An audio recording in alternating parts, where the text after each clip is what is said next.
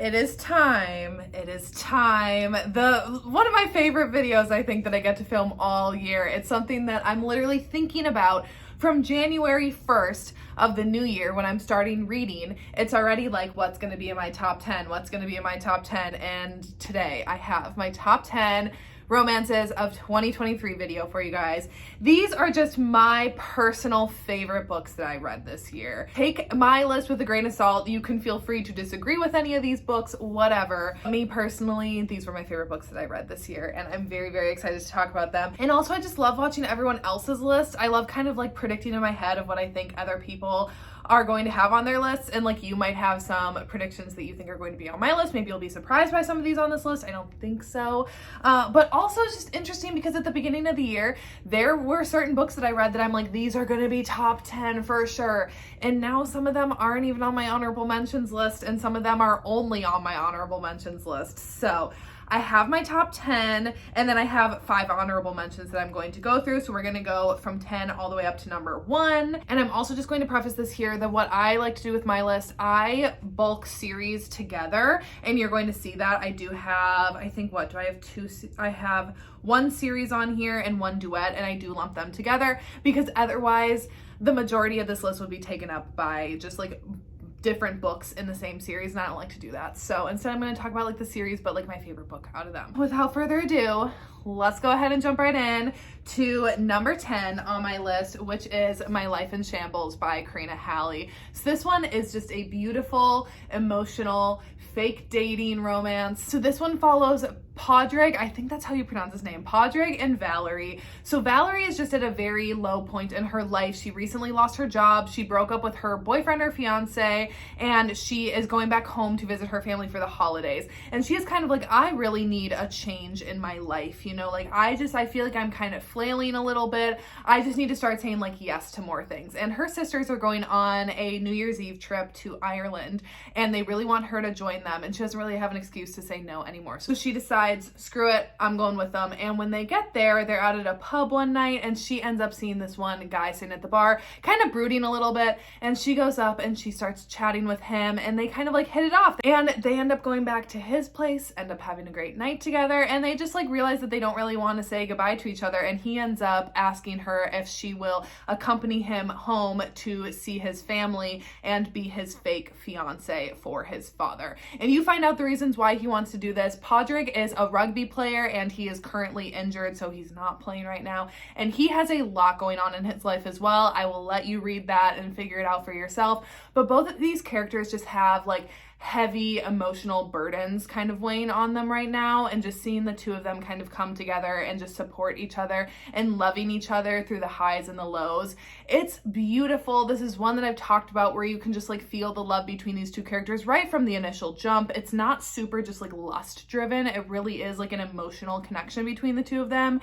It's beautiful. I absolutely love it, and it had to make the top 10. So that one, how that's a little bit more of like an emotional connection. This one is a little bit more of like a lust driven connection, but I love this book. It's so fun.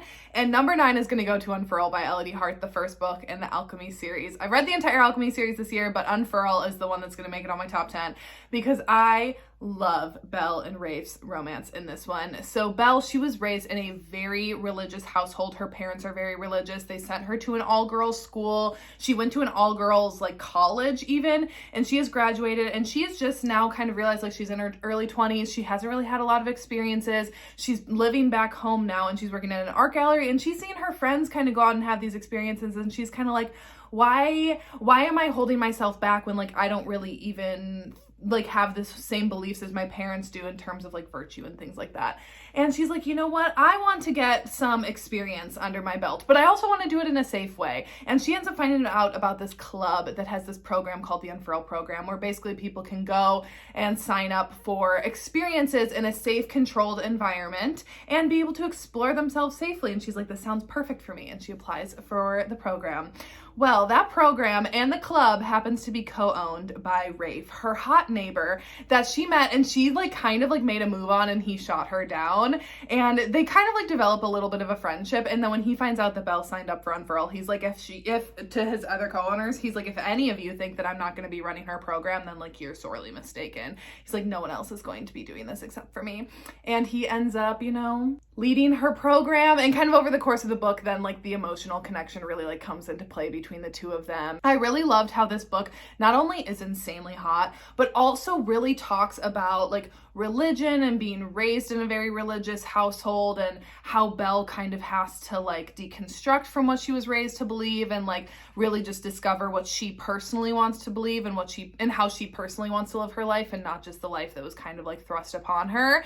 And so I kind of describe this as if like Salacious Players Club by Sarah Kate and Priest by Sarah Simone had a baby, this would be their book, because it's like got the kind of like depth and like intelligence with the religion aspect of it, but also like the hot steamy times of Salacious Players in the club. So anyways, had to have Unfurl on this list at number 9. Let's see. Okay, number 8 is one that I don't own yet. I was actually meaning to buy it before I did this video, and then I just never got around to it, but that is Where There's a Will by Jessie Walker. So this is the most recent read that I read, and I was going back and forth. I was like, is this one gonna end up on my list? I don't know, because I'm like, is it recency bias? I literally just finished it like 2 weeks ago, but it's not just recency bias. This book is truly incredible, and it just like, I felt it in the depth of my bones reading it. So this is an MM friends to enemies to lovers, second chance. It's not even really second chance. Very like tortured heroes, very emotional romance. So this one follows Will and Way. So Will, he recently had a death happen in his life for someone who was very close to him, and I'll let you like read it and find out who and find out the details surrounding it.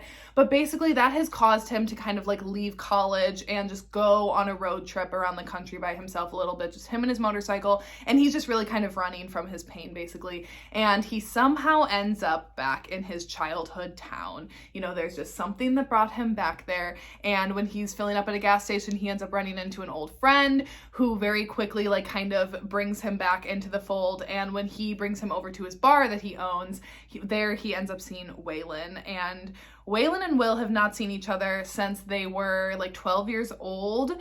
They had a falling out. Even like, that sounds weird to be like 12-year-olds having a falling out, but it was like a pretty big like shift in their friendship, and they have not seen each other or spoken to each other for years. And Will has never really forgotten about Way, and Way definitely has not forgotten about Will. And it's them kind of like figuring their stuff out as adults now. And so Will obviously has gone through a lot, but Waylon has gone through so much hell over the last 10 years that it's been since they've seen each other. He is not the same person that he was when Will left, and he's now working at the bar with his friends, and he's in a band, and just kind of like just trying to get by, just trying to live his life day to day. Whoops. And it ends up being their romance. And let me tell you, it's very slow burn. Like even by the end of this, I wouldn't even necessarily, it is the first book in a duet, and even by the end of this, I'm not even like confident that they're like fully together yet, because also, so Will is out, but Waylon is not out yet, and he's really just trying to figure out his sexuality and what he wants, and and deconstructing a lot of the things that he was raised to believe, which again, I'll let you kind of read, like get all of the circumstances of that. This book was just so beautifully well done. The writing was incredible. The characters, they're so flawed and so sad. And there's just so much hurt that even the side characters, that every single character in the story has gone through, and seeing them just all trying to just find little bits of light throughout their day, and just like struggling every single day. And truly, there are times where I was reading this book where like, I don't know how to explain it, but I literally felt like the pain of these characters, like through my entire body, like all the way, like my fingers hurt. Like I felt the agony that they went through at certain times. And there's a specific scene in here where Way just like really hits rock bottom, and just seeing him like that, it's just so like, you feel like you're Will witnessing it. Ugh, it was so good. and I cannot wait to read book 2. I just needed a bit of an emotional breather, but I was like, there's no way, even though this is the most recent book that I read, and I was like, is it really gonna end up on my top 10? There's no way that I couldn't put it on here. It truly is incredible. Oh, and I should have just prefaced, check your triggers on all these books, especially this next one coming up, but Where There's Will, for sure you need to check triggers on that. Very dark. And also this one, very dark in a different way, oh, I hope you weren't able to see that. In a different way. This one is just pretty messed up, but oh, so good. Take Me With You by Nina G. Jones. So this is going in at my number 6, right? I'm at number 6, or no, this is number 7. See, I can't lose track. Take Me With You by Nina G. Jones is my number 7 book of this year. So this one follows Sam and Vesper, and it is a very dark captor-captive stalker romance. So Sam, he's a criminal. What he loves to do, his hobby, he loves to watch people break into their houses, specifically couples, break into their homes, and then just basically terrorize them for the night, and then just go about his everyday life. And that's what he does. He's not a good person, let me tell you. He's not a good guy. He's not, but you find out why he is the way that he is, and like, anyways. So then we have Vesper, and so I think she's a nurse. She's basically the caretaker for her younger sibling, because her mom is very much just like, whatever, I'm just like off with my new boyfriend, and she has just kind of felt that like emotional weight of taking care of her younger sibling, while also kind of like having to just maintain this kind of like picture perfect life with her, like good boyfriend, like he's solid, you know, he takes care of her, he's nice to her, whatever, but she's just kind of feeling bored in her life. She's feeling stuck in her life. She's feeling trapped. And when she starts feeling like these eyes watching her, she kind of has a dream of these eyes like coming in and like stealing her away from her life and like giving her this new life, whatever.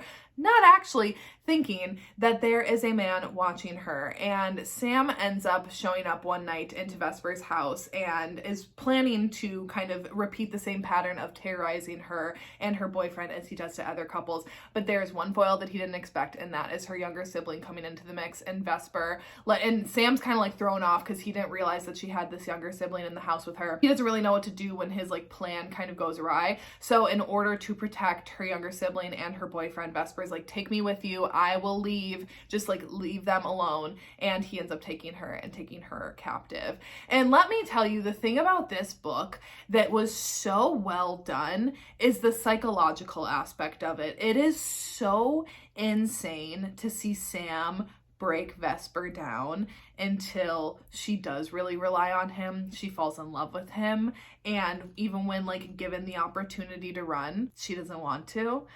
It's mind-boggling. Okay, it's very dark, very messed up, but just the psychological aspect of it is so good. This is one that just sat with me. I read it back in January, and this is a book that like continuously over the course of this year I've just thought about, and I really want to reread it and just like get back in that mind space of these two, because it is such a mind fuck. And like Sam is such a complicated character. He has a really messed up past, and you see it. So like I said, he's not a good guy. I'm not going to defend his actions, but he has reasons for the way that he is in this current day. And this was one where I was like, how do we even like get out of this? And Nina G. Jones got us through it.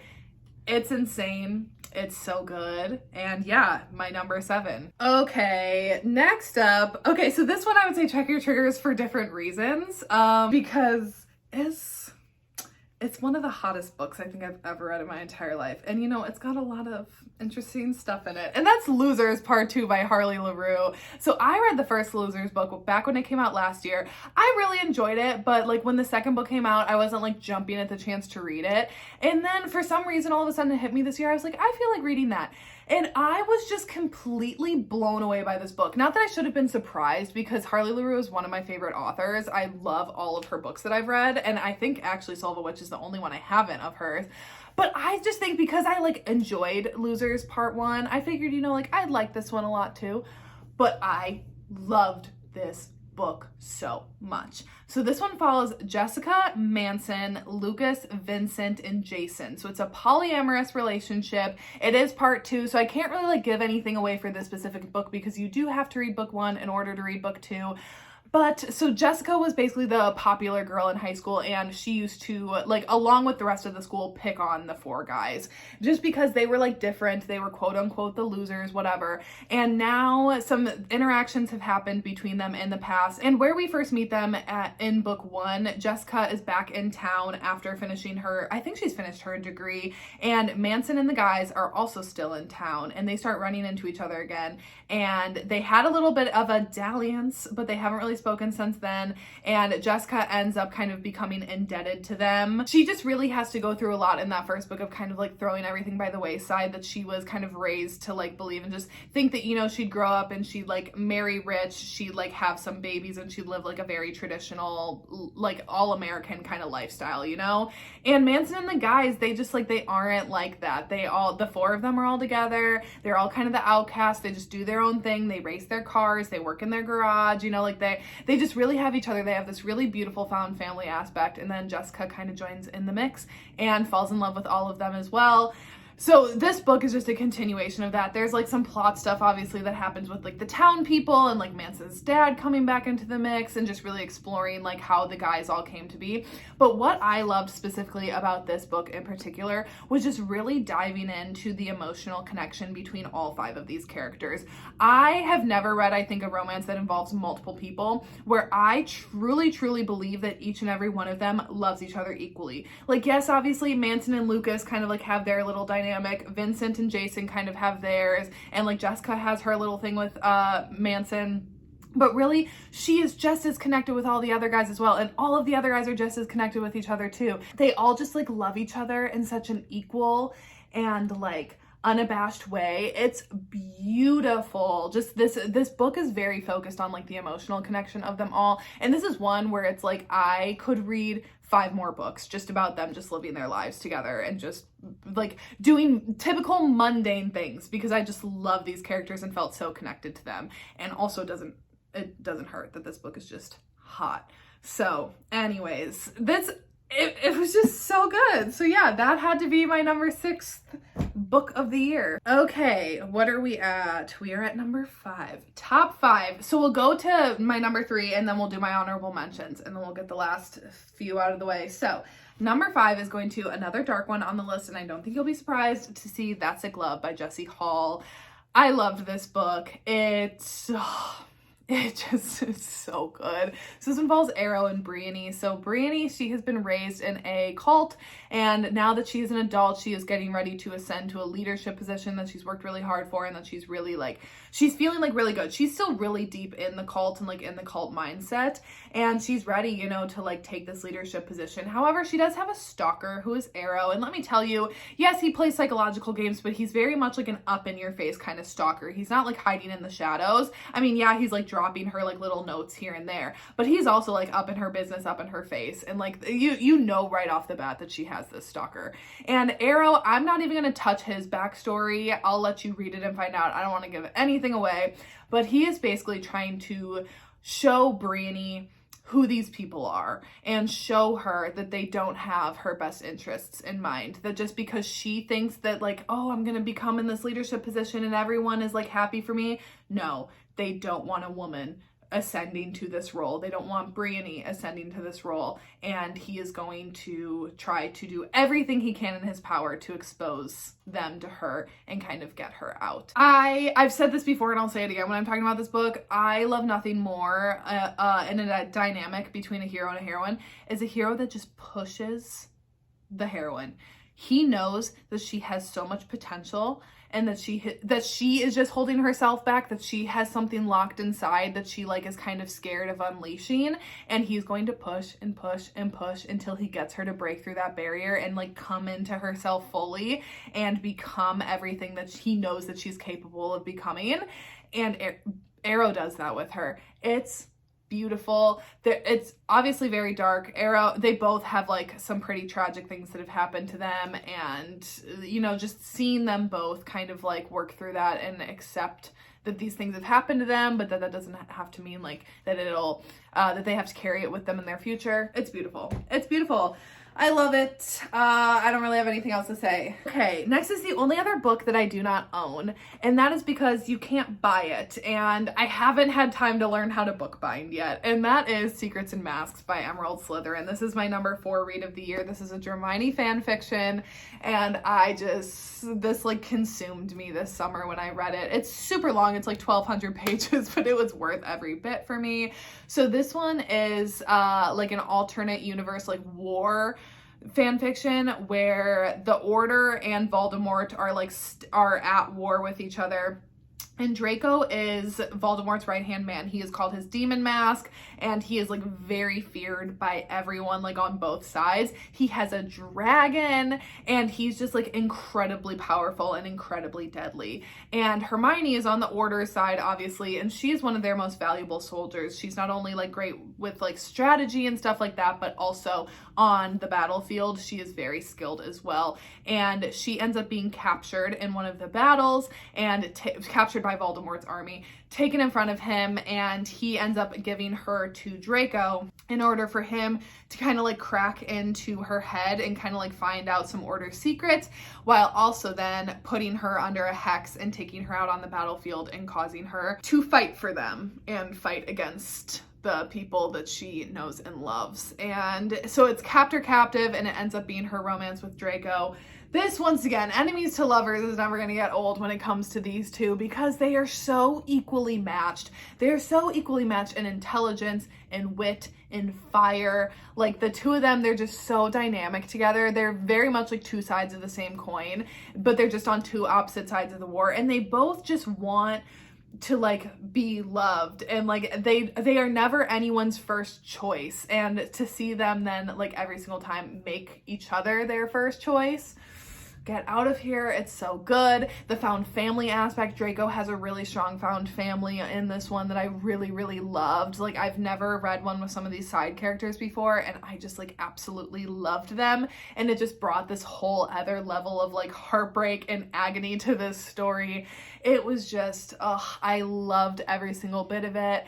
I know the ending is a little controversial. I personally really enjoyed it because I love being emotionally destroyed, and I was emotionally destroyed throughout this entire fan fiction. And also Draco on a dragon is so hot to me. So this had to be number 4. I definitely want to learn how to, I've been wanting to learn how to bookbind, but I specifically want to learn how to bookbind so that way I can make myself a physical copy of this one. Okay, honorable mentions. I'm not really going to go in depth on like synopses of any of these because this video is already, I feel like, going to be pretty long. So I'm just going to rapid fire kind of my 5 honorable mentions of books that didn't quite make the list but were in the running for this. So first up, Magnolia Park's The Long Way Home, the 3rd book in the Magnolia Park series, but the 2nd one of her and BJ. And let me tell you, this was one of the like first books that I read this year, and this was one where I'm like easy top 10, for sure gonna be top 10.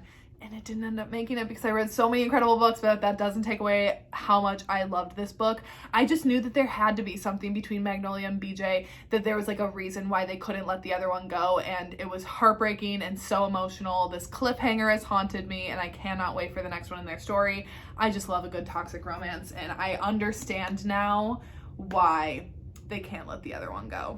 Reckless by Elsie Silver. I literally just finished this book last night. I absolutely loved it. I'm in love with a cowboy, and I don't know what that is going to do to my brand because it's just very off-brand for me. I'm very much, I'm not even like not a fan of cowboys. I'm very much like anti-cowboy, and yet Theo being a bull rider, I was like, this man's so sexy, and I loved this book. It's my favorite in the Chestnut Springs series, and I loved Winter too. I loved her and Theo's romance, and just, I love an ice queen and how he didn't want to change her. He just wanted to love her, and it was amazing. Then The Right Move by Liz Tom Ford. This book was absolutely insanely good. It did feel, I don't know if it needed to be this long specifically, but I loved and adored this book. Ryan Shea, I totally get the Ryan Shea hype, and I was very surprised because honestly, y'all know, I just don't love like when guys are like too perfect. You know, like a lot of like the book boyfriend material type things, like that doesn't really often like do it for me. I want more of like an arrow who's like gonna throw knives at my head. But I loved Ryan. I really loved Indy. I thought this book was so fun, and yeah, really enjoyed that one. Then The Graham Effect by Elle Kennedy. next generation, or I think this might be the only like next generation of Off Campus. This one is Garrett and Hannah's daughter. I really struggle with second gen a lot of the times, but this one was so good. I really loved her and Ryder's connection. It gave me very much like the same kind of energy that I felt when I was reading Off Campus, but just like in a little bit of a different way, a little bit more fleshed out, and I just really enjoyed this book. I was really pleasantly surprised at how much I loved it, even though like I love like the Off Campus series was I think like what, my top 3 of 2020, but that was just like so good. I just loved it. And my last honorable mention is The Worst Kept Secret by QB Tyler. This book was so good. Another Theo and Theo's carrying it for me across the board, and also Theo not from Secrets and Masks. Theo, it was the year of Theos for me. This was so good. No one just does sneaking around like QB. I loved the sneaking around in this one. The spice was good. Theo was hot. I don't know. I just really, really enjoyed this one. It's one of my favorite books that she's released recently, and yeah, had to be an honorable mention. Let's take a sip before we move on. We're at the top 3.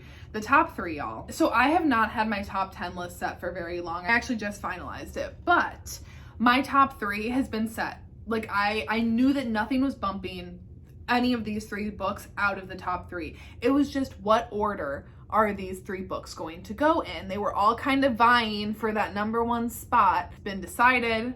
And at number 3, we have Even If It Hurts by Marnie Mann. If you were around back at the beginning of the year when I read this book, you know that I was just emotionally destroyed by this. And not even that it's a sad book. It's literally not even a sad ending. It just ripped me apart because I felt very, very personally impacted by this book. I felt personally called out by this book, and it just really dug some shit up for me that I thought I had moved on from, and maybe I haven't. I don't know. That's for me to still figure out. But this one follows Chloe. So she is in college, and she's getting ready to graduate, and she ends up studying abroad for a semester. She goes to the UK. While she's over there, she ends up meeting Oliver, and they just have this instant kind of like connection with each other, and they just fall in love. And she spends her time abroad falling in love with him. He shows her around, he gives her all of these amazing experiences, and it just really is like her first true love. But you know, she's studying abroad, and when she gets a job offer back in the States towards the end of her time, Oliver's like, you need to take this. Like, it's your dream job. I'm not gonna like let you stay here and like pass that up. So she does end up making the decision to go back. And when she goes back, they still like try to stay in touch, try to maintain their contact, but then they end up breaking things off. And then years and years pass, and Chloe ends up meeting Lance, and he's an amazing guy, and they date, they fall in love, they get married, they're happy, they're living their lives together. And then Chloe gets a job opportunity that is going to take her back overseas to Amsterdam, I believe. And when she arrives there, she ends up running into, you know, Oliver. And it's a love triangle. This book, it truly wrecked me. It was one, I struggle with love triangles because a lot of times I feel like the choice is like obvious, and like one of the guys kind of like gets destroyed in the end, so for the sake of the other one, or like it always seems obvious which one she's going to pick, or like which one she should pick. But let me tell you, both Lance and Oliver were truly great men. Like, she couldn't have picked wrong in the end. The epilogue in this one is something that will literally haunt me. It will haunt me like to the grave. I need to reread this. I listened to it on audio originally, but I need to like actually read this physically so I can mark it up. And maybe I want to read the epilogue just to like feel sad again later. I don't know, we'll see, but it had to be my top 3. Marnie Mann is one of my favorite authors that I found this year. I've read, I think, like 7 or 8 of her books now, but this is for sure my favorite, and I don't foresee any other ever passing it up from her. And like truly, that is a book that it's like I only wish one day to write something that can make me feel the way that book felt to me. Top 2. Okay. My number 2 spot is going to go to the Like Us series by Kristen Becker Ritchie. I only pulled out 2 of the books that I've read. So I read the first 5 books in this series. I vlogged it. I love them. I can't wait to keep going in the series. But I'm only going to pick out these 2 to highlight. Kind of similar because last year, the Addicted/Calorie Sisters series was my favorite, and Kiss the Sky was my favorite out of that, and I highlighted that one. So I'm specifically going to highlight Tangled Like Us, but I had to bring out Alpha's Like Us for a special shout shout out because this book I loved just as much as this one, but this one just like a hair and a half more. So this is the second generation series of the Addicted / Calloway sisters, and this is their children's romances with their bodyguards. So this one specifically follows Jane and Thatcher. That one back there, that's Mafia and Pharaohs. That's their third book though in the series. This is book number 4. That's book number 3. That one specifically is my favorite of Mafia and Pharaohs. I love the two of them with my entire heart and soul, and I would protect them with my life. But Jane and Thatcher, there was just something about these two that just captured me from the very beginning. So Jane, she comes from two very, very successful, intelligent, and driven parents. And she is the oldest of her siblings, and she doesn't really know what she wants in her life. She's always lived her life under a spotlight because her family is famous. And so she's kind of grown up under public scrutiny and kind of people always looking at her and being like, why aren't you more like your mom? Why aren't you more like your dad? Why aren't you doing this? Why aren't you doing that? And she's just kind of like, I don't know what I want to do. And she's trying to like find her passion. And she's just not what people I think like would expect that she would be like with the parents that she has. And she kind of struggles with that a little bit. Thatcher is her bodyguard, and Thatcher is this big ass brooding Italian man who he's very much like a stickler for the rules. And you don't like necessarily love him in some of the other books because he kind of treats Pharaoh not great. But in this one, you just figure out like why he is the way that he is, because of course he has reasons for acting the way that he does. And anyways, him and Jane though end up in a bit of a fake dating situation because of something that happens and like is publicized to the press, and he ends up doing this to kind of protect her. And just his protective instincts over her, not even just as a bodyguard, but also just as like him just seeing people just be so mean to her for no reason. And he's like, how dare you talk about her like that? Because he's like, you don't even know her. You don't know her. You know what? But I do. And I see her and I love her. And I can't even like cross that line because he's like, I'm her bodyguard and this is fake. And like, I can't have these like real emotions for her. But just seeing her like wiggle her way into his heart, I could just scream. I loved this series so much. And this book specifically, just like, it's a god tier book. We're at number one. I don't think anyone's surprised, especially after now that you've seen what was number 3 and number 2, that it is going to go to Garen Park by Nordica Night. And it's a duet, so I had to bring book 2 out here just to show it, that these two are my top of the year. But I'm just going to hold up Garen Park because this is, you know, book 1 in the series, and you got to start with this one because this one follows Devin and Maddox.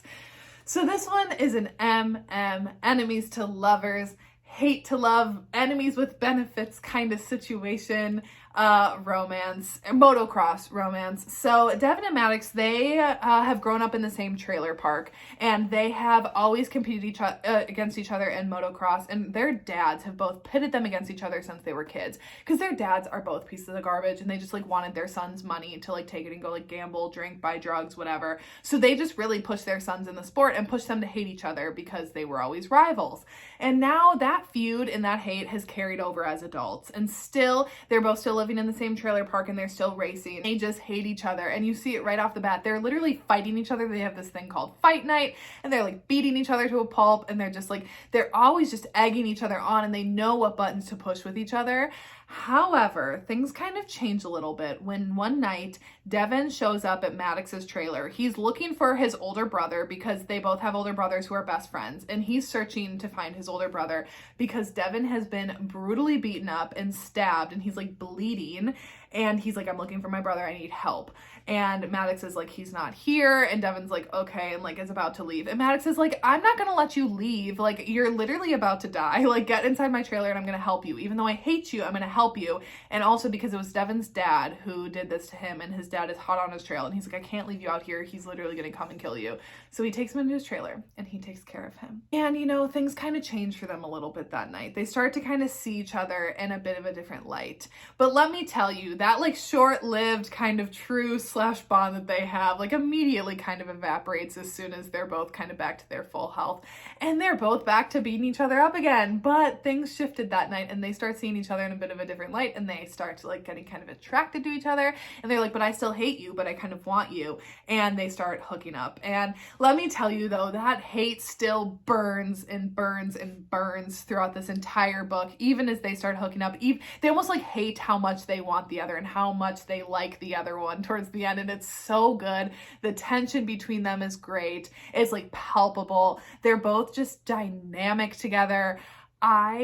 This was a book that I went into with zero expectations because I hadn't read anything by this author before, and like I have never read like a motocross romance before, and I was just completely blown away by these two. I love them so much. And I don't even know what else to say except that I just like literally haven't stopped thinking about this book since I read it a couple months ago. And book 2 is just as good. I mean, this one does end on like, they end on a good note. So like you could just stop with this one, but then Lot 62 dives even more into them and into their lives, and so much more happens in this one, and it's so good too. I just would read like 10 more books about this couple. I love them so much. And I don't even know what else to say. I literally love and adore this book and these two so much. That was a lot of just like, I love it. But what else do you want me to say? It's my top books. I don't have any like complaints. So anyways, that is it for today's video. So I don't know where in the upload schedule this is going to be going up, but we're getting close to the end of the year here. I love to hear what some of your top books of the year are, so drop them down below. That is my top 10, and my 5 honorable mentions. I'm feeling really good about this list. Looking back, last year I felt really confident about my list. I think it was 2021. That I loved all the books that were on my list, but I don't think I had as many like these are like ride or die favorites. Where looking at this stack behind me, I found so many books this year that truly are like ride or dies for me again. It was giving me the same kind of energy that I had in 2020 when I discovered like Off Balance, Off Campus, ACOTAR, Devil's Night, like those kind of like staple books. I feel like I found a lot of like new staple books for me this year. So loved it. And yeah, that is it for today's video, and I will see you when I see ya.